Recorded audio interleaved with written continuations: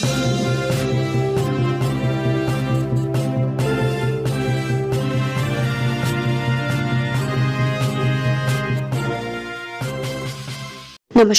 आज हम लेकर आए हैं उत्तराखंड की ताज़ा खबरें। मौसम समाचार। उत्तराखंड में आज ऐसा रहेगा मौसम का मिजाज।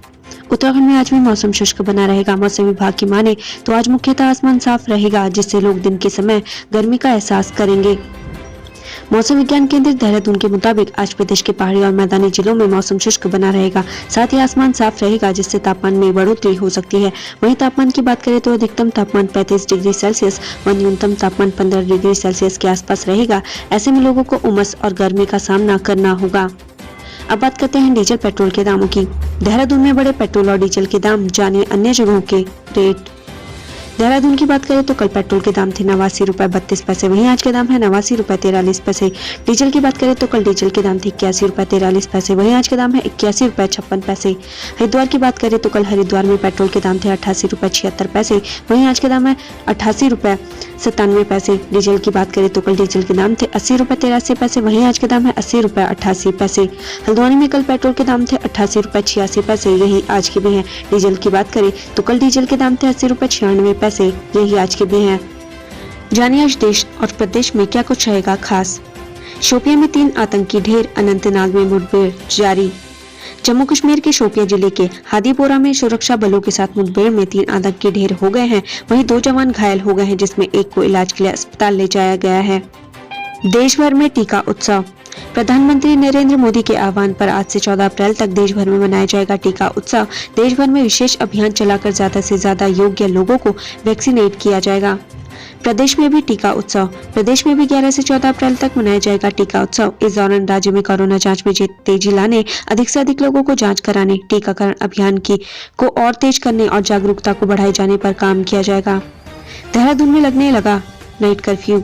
कोरोना संक्रमण के लगातार बढ़ते मामलों को देखते हुए देहरादून में रात 10 बजे से लेकर सुबह 5 बजे तक लग रहा नाइट कर्फ्यू। इमरजेंसी मामलों में छूट। हरिद्वार में रहेंगे अखिलेश यादव। उत्तर प्रदेश के पूर्व मुख्यमंत्री अखिलेश यादव आज हरिद्वार में निरंजनी अखाड़े के आचार्य महामंडलेश्वर कैलाशानंद से मुलाकात करेंगे। यादव परिवार के धार्मिक गुरु हैं कैलाशानंद। आज उनके आश्रम में अखिलेश समय बिताएंगे, जिसके बाद कुंभ के अलग अलग अखाड़ों में संतों से मुलाकात करेंगे। शाही स्नान पर संतों संग चर्चा। गढ़वाल कमिश्नर रविनाथ रमन सहित कुंभ मेला अधिकारी दीपक रावत, आईजी कुंभ संजय गुंजाल व अन्य अधिकारी संतों से 12 अप्रैल को सोमवती अमावस्या पर पड़ रहे शाही स्नान को लेकर संतों से करेंगे मुलाकात।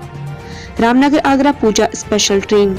आज रात से रामनगर से आगरा फोर्ट के लिए विशेष पूजा स्पेशल ट्रेन का संचालन होने जा रहा है, जो आगामी 30 जून तक चलेगा। इस गाड़ी में सभी कोच आरक्षित श्रेणी के होंगे। ये ट्रेन सप्ताह में 3 दिन मंगलवार, शुक्रवार और रविवार को चलेगी। आज रात 7:50 पर रामनगर से चलकर Kashipur, Bajpur, Haldwani, Izzatnagar, Bareilly city junction, Badaun, Hathras city, Kasganj, Achhnera, Idgah आदि स्टेशनों से होते हुए सुबह 6:55 आगरा फोर्ट पर पहुंचेगी। ज्वालापुर स्टेशन पर भी रुकेंगी सभी ट्रेनें। कुंभ मेले में यात्रियों को सुरक्षित और व्यवस्थित यात्रा कराने के लिए आज से 14 अप्रैल तक कुंभ के ज्वालापुर रेलवे स्टेशन पर सभी ट्रेनों का अतिरिक्त स्टॉपेज रहेगा। भीड़ को नियंत्रित करने के लिए 25 रैंक अतिरिक्त मौजूद रहेगी। वर्क प्लेस पर वैक्सीन। केंद्र सरकार ने कोरोना वायरस के खिलाफ टीकाकरण अभियान में और तेजी लाने के लिए सरकारी और प्राइवेट वर्क प्लेस पर टीका लगाने की अनुमति दी है। राज्यों और केंद्र शासित प्रदेशों में 100 एलिजिबल एम्प्लॉयज वाले सरकारी या प्राइवेट वर्क प्लेस में आज से स्पेशल कैंप लगाकर वैक्सीन लगाई जाएगी। सिर्फ 45 साल या उससे अधिक उम्र वालों कर्मचारी ही टीका लगाने के पात्र होंगे। IPL 2021 का आज तीसरा मैच। IPL 2021 के महासमर में आज तीसरा मैच शाम 7:30 बजे चेन्नई में खेला जाएगा। टीम सनराइजर्स हैदराबाद और कोलकाता नाइट राइडर्स के बीच मुकाबला होगा। ज्योतिबा फुले जयंती। भारत के महान विचारक, समाजसेवी, लेखक और दार्शनिक ज्योतिराव गोविंद राव फुले की जयंती आज। फुले ने ही महिलाओं के लिए देश का पहला महिला स्कूल खोला था। क्रिकेट लीग का शुभारंभ। वन मंत्री हरक सिंह रावत सुबह कोटद्वार के लिए रवाना होंगे। आज कोटद्वार में क्रिकेट लीग के शुभारंभ कार्यक्रम में रावत प्रतिभाग करेंगे।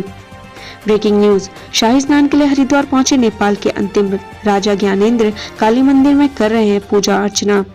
नेपाल के अंतिम राजा ज्ञानेंद्र महाकुंभ में शाही स्नान करने के लिए हरिद्वार पहुंच गए हैं, जहां वे दक्षिण काली मंदिर में निरंजनी अखाड़े के आचार्य महामंडलेश्वर कैलाशानंद गिरी के साथ पूजा अर्चना कर रहे हैं, जबकि 12 अप्रैल को निरंजनी अखाड़े की ओर से किए जाने वाले शाही स्नान में राजा ज्ञानेंद्र कैलाशानंद गिरी के साथ रथ पर बैठकर हर की पौड़ी ब्रह्मकुंड जाएंगे, जहां वे गंगा में शाही स्नान करेंगे।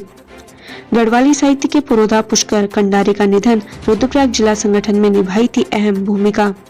पूर्व जिला विद्यालय निरीक्षक और गढ़वाली साहित्य के पुरोधा पुष्कर सिंह कंडारी का 92 साल की उम्र में निधन हो गया। उनके निधन से जिले न केवल एक साहित्यकार बल्कि एक कर्मठ समाज सेवी खो दिया। रुद्रप्रयाग जिला संगठन में उनकी भूमिका को सदा याद रखा जाएगा। वे बीते 1 साल से अपने बड़े बेटे रविशंकर कंडारी के साथ दिल्ली में रह रहे थे और कुछ दिनों से अस्वस्थ चल रहे थे। वे अपने पीछे पत्नी, 2 बेटे और 2 बेटियों का भरा पूरा परिवार छोड़ गए हैं।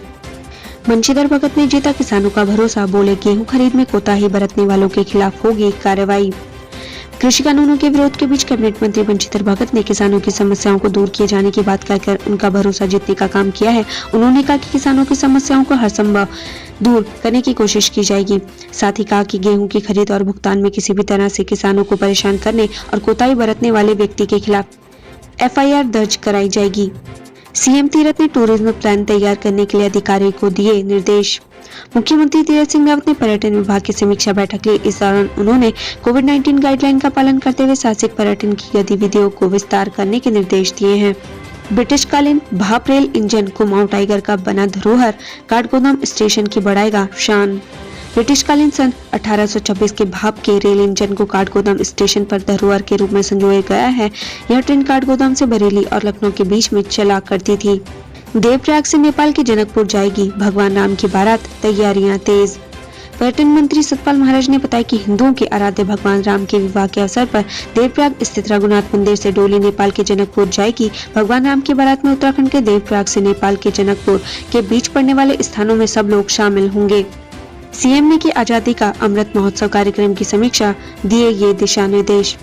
मुख्यमंत्री तीरथ सिंह रावत ने सचिवालय में आजादी का अमृत महोत्सव के आयोजन के लिए गठित उच्च स्तरीय समिति की बैठक की अध्यक्षता की, जिसमें उन्होंने कहा कि आजादी का अमृत महोत्सव का संदेश आम जन तक जाना चाहिए। इसके लिए ग्राम स्तर तक भी कार्यक्रमों का आयोजन किया गया। स्वतंत्रता सेनानियों की स्मृति को चिरस्थायी बनाने के लिए उनके योगदान के विवरण सहित चित्र उनके पैतृक गाँव के पंचायत भवनों में लगाए जाए। प्रदेश में जहाँ भी महान विभूतियों की मूर्तियां लगी हैं, उनका उचित रख रखाव सुनिश्चित किया जाए। मुख्यमंत्री सचिवालय में आजादी का अमृत महोत्सव के आयोजन के लिए गठित उच्च स्तरीय समिति की बैठक की अध्यक्षता कर रहे थे। मसूरी LBS एकेडमी में 3 IAS अधिकारी कोरोना संक्रमित, 6 अन्य होम आइसोलेट। लाल बहादुर शास्त्री प्रशासनिक अकादमी में 3 IAS अधिकारी कोरोना संक्रमित पाए गए।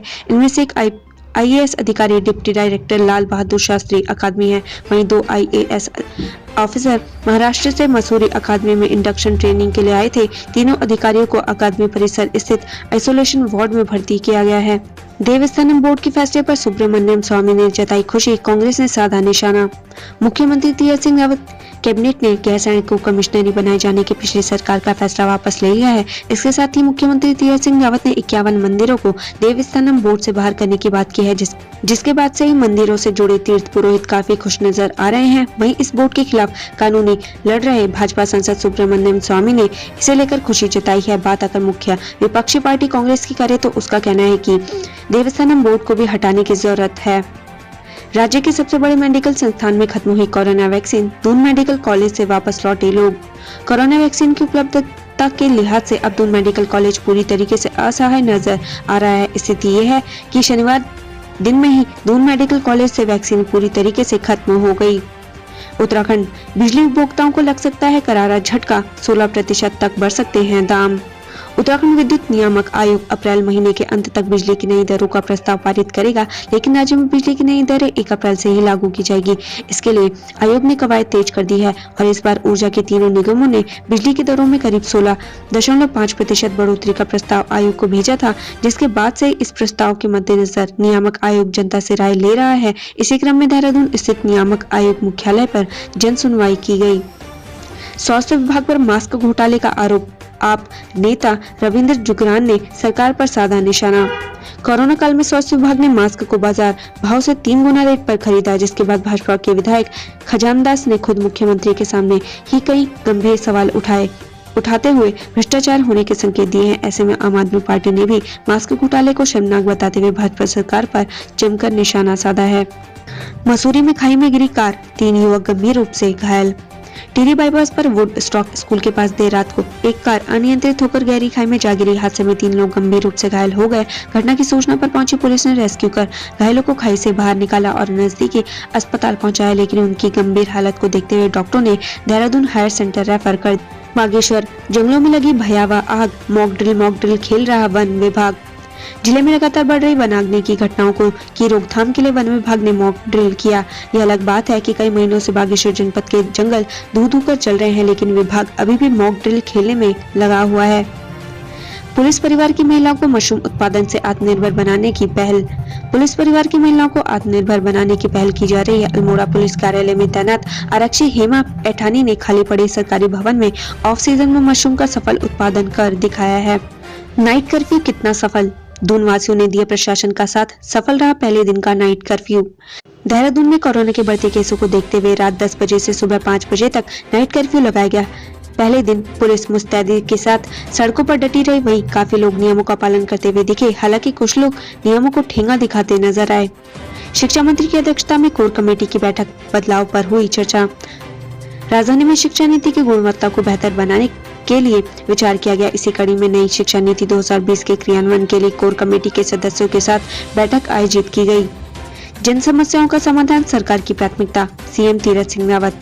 मुख्यमंत्री तीरथ सिंह रावत इन दिनों आम जनता से सीधे संवाद कर रहे हैं, साथ ही जनता की समस्याओं का जल्द निस्तारण किया जा सके, इसके लिए अधिकारियों को निर्देशित किया जा रहा है।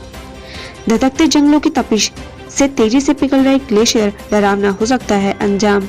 उत्तराखंड के पहाड़ों पर हर साल जंगलों में आग की घटनाएं बढ़ती जा रही हैं। इससे बड़ी संख्या में पेड़ों, जीव जंतुओं और पर्यावरण को नुकसान हो रहा है। जंगलों की आग से वायु प्रदूषण की समस्या भी बढ़ रही है।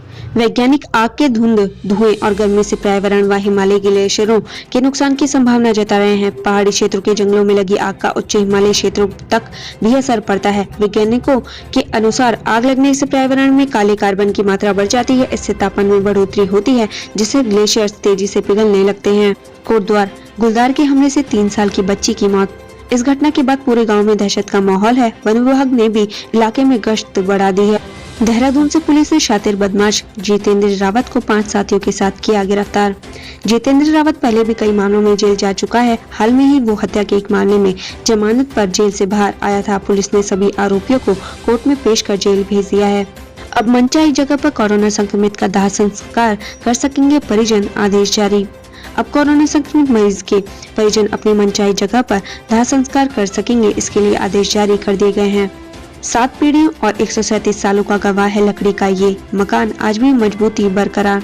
विकासनगर के जौनसर 52 में लकड़ी का एक ऐसा मकान है जिसे 1884 में बनवाया गया था। इस मकान में लगी लकड़ी पर बेहद खूबसूरत नक्काशी की गई है।